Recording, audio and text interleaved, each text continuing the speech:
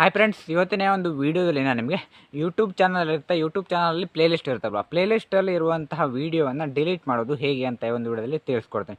ನಿಮಗೆ ಯಾವುದಾದ್ರೂ ಒಂದು ವೀಡಿಯೋ ನೀವು ಇಟ್ಟಿರುವಂಥ ಪ್ಲೇಲಿಸ್ಟ್ ಒಳಗಡೆ ಅದು ಬೇಡ ಅಂತಂದರೆ, ಪ್ಲೇಲಿಸ್ಟಲ್ಲಿ ಇರಬಾರ್ದು ಅಂತಂದರೆ ಡಿಲೀಟ್ ಮಾಡೋದು ಹೇಗೆ ಅಂತ ನೋಡೋಣ.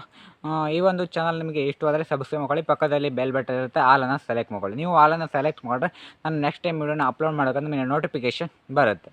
ಈಗ ಬನ್ನಿ ಯಾವ ರೀತಿಯಾಗಿ ಪ್ಲೇಲಿಸ್ಟಲ್ಲಿರುವಂಥ ವೀಡಿಯೋನ ರಿಮೂವ್ ಮಾಡೋದು ಅಂತ ನೋಡೋಣ.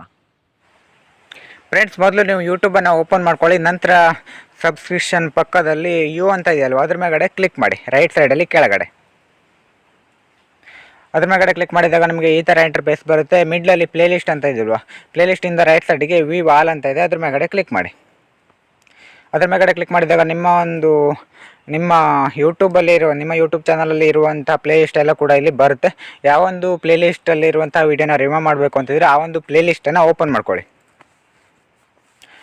ಆ ಒಂದು ಪ್ಲೇಲಿಸ್ಟ್ ಮೇಲ್ಗಡೆ ಕ್ಲಿಕ್ ಮಾಡಿದಾಗ ಪ್ಲೇಲಿಸ್ಟ್ ಓಪನ್ ಆಗುತ್ತೆ. ನಂತರ ನೀವು ಇಲ್ಲಿ ಈ ಒಂದು ಪ್ಲೇಲಿಸ್ಟಲ್ಲಿ 3 ವೀಡಿಯೋ ಇದೆ ಅಲ್ವಾ, ಇಲ್ಲಿ ಯಾವ ವೀಡಿಯೋನ ನೀವು ರಿಮೂವ್ ಮಾಡಬೇಕು ಅಂತಿದ್ದೀರಾ, ಪ್ಲೇಲಿಸ್ಟಿಂದ ರಿಮೂವ್ ಮಾಡಬೇಕು ಅಂತಿದ್ದೀರಾ, ಆ ಒಂದು ವೀಡಿಯೋದ 3 ಡಾಟ್ ಮೇಲ್ಗಡೆ ಕ್ಲಿಕ್ ಮಾಡಿ. 3 ಡಾಟ್ ಮೇಲ್ಗಡೆ ಕ್ಲಿಕ್ ಮಾಡಿದಾಗ ರಿಮೂವ್ ಫ್ರಮ್ ಟೆಲಿಗ್ರಾಮ್ ಅಂತ ಬರುತ್ತೆ ಫ್ರೆಂಡ್ಸ್. ಅಂದರೆ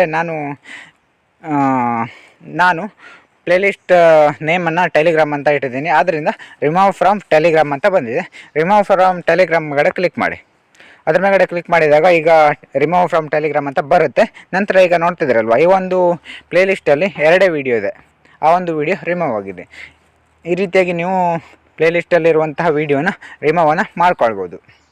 ಇಷ್ಟು ಇವತ್ತಿನ ಒಂದು ವೀಡಿಯೋ ಇಲ್ಲಿಗೆ ಒಂದು ವೀಡಿಯೋನ ಮುಗಿಸ್ತಾ ಇದ್ದೀನಿ. ಮುಂದಿನ ವೀಡಿಯೋ ಎಲ್ಲರೂ ಕೂಡ ಸಿಗೋಣ. ಯಾರೆಲ್ಲ ಕೊನೆವರೆಗೂ ವೀಡಿಯೋ ನೋಡಿದ್ರೆ ಎಲ್ಲರೂ ಕೂಡ thank you for watching. Bye bye.